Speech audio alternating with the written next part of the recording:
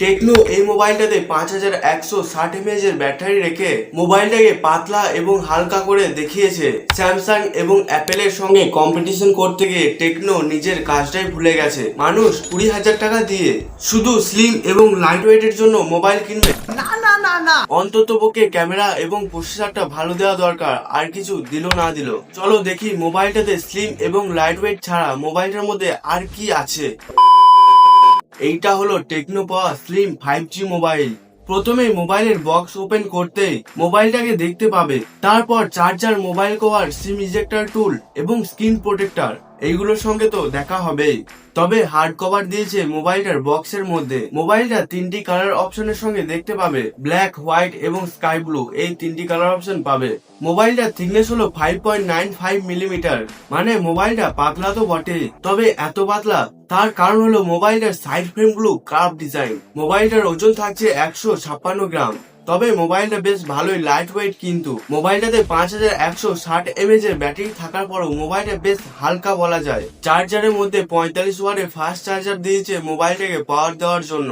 আর মোবাইলটার side frame এবং back panel plastic মানে পলিকার্বনেটের বডি রেখেছে। ক্যামেরার ডিজাইনটা একটু অন্য রকমের দেখতে পাবে, আবার ক্যামেরার মধ্যে বেশ কিছু লাইটিং এর ডিজাইন পাবে। চাইলে নিজের পছন্দের মতো নোটিফিকেশনের সঙ্গে ব্যবহার করতে পারবে। মোবাইলের স্পিকার কিন্তু সিঙ্গেল পাবে, ডুয়েল স্পিকার দিলে আর একটু বেশি ভালো হতো। মোবাইলের হ্যাপটিক মোটরটা নর্মাল কোয়ালিটির পাবে, খুব একটা খাস না, মানে কোন রকমের কাজ চালানো যাবে। কিন্তু মোবাইলটার মধ্যে IP68 এর সাপোর্ট পাবে। মোবাইলটার ডিউরেবিলিটির দিক থেকে মিলিটারি গেটস এর সার্টিফিকেশন থাকছে। ডিসপ্লের প্রোটেকশনের দিক থেকে গরিলা গ্লাস 7i এর প্রোটেকশন পাবে। মোবাইলটার মধ্যে ডুয়েল সিম স্লটের অপশন পাবে।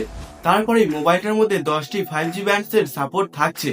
তার মধ্যে হলো 4G+, 5G++, Wi-Fi 5, Bluetooth 5.4, IR blaster, এই সবগুলির সাপোর্ট পাবে, কিন্তু NFC এর সাপোর্ট পাবে না। মোবাইলটার ডিসপ্লের মধ্যে পাবে 6.78 ইঞ্চির 144 হার্টজের 1.5K এর 3D কার্ভ অ্যামোলেড ডিসপ্লে পাবে। 10 বিট কালার এবং 1600 নিটসের বিগ ব্রাইটনেস থাকছে মোবাইলটার ডিসপ্লের মধ্যে।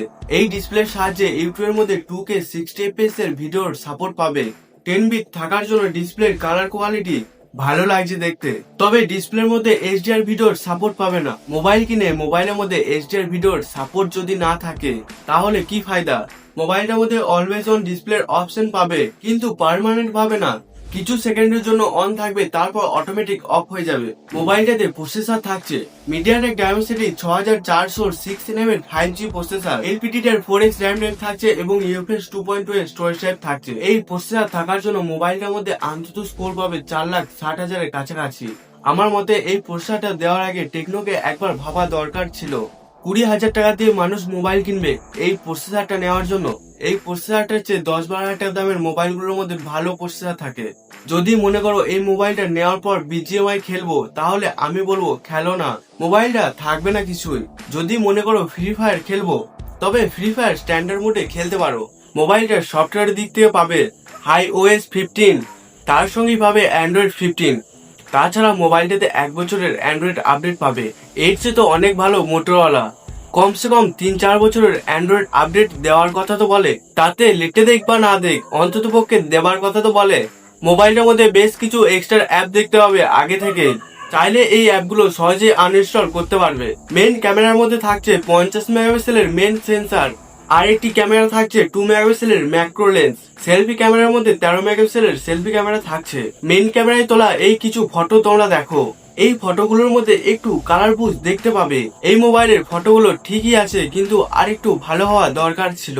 পোর্ট্রেট ফটোগুলো ঠিকঠাকই আছে, HD ডিটেকশনের খুব একটা প্রবলেম দেখা দেয়নি। যেহেতু মোবাইলটা 20,000 টাকা দাম, সেই ক্ষেত্রে মোবাইলের ক্যামেরাটা আরেকটু ভালো হওয়া দরকার আছে।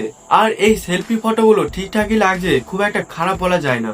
ভিডিও রেকর্ডিং এর দিক থেকে সামনে এবং পিছনে দুটো ক্যামেরার মধ্যে 2K 30 fps এর ভিডিও রেকর্ডিং এর সাপোর্ট পাবে। যদি EIS অন করে রেকর্ড করো, তাহলে 1080p 60 fps এর অটোমেটিক ভিডিও সুইচ হয়ে যাবে। মোবাইলটা 128GB স্টোরেজের দাম হলো 19,999 টাকা। তো আজকের এই ভিডিওটা এই পর্যন্তই। চ্যানেল নতুন হয়ে গেলে চ্যানেলটাকে সাবস্ক্রাইব করতে একদম ভুলবেন না।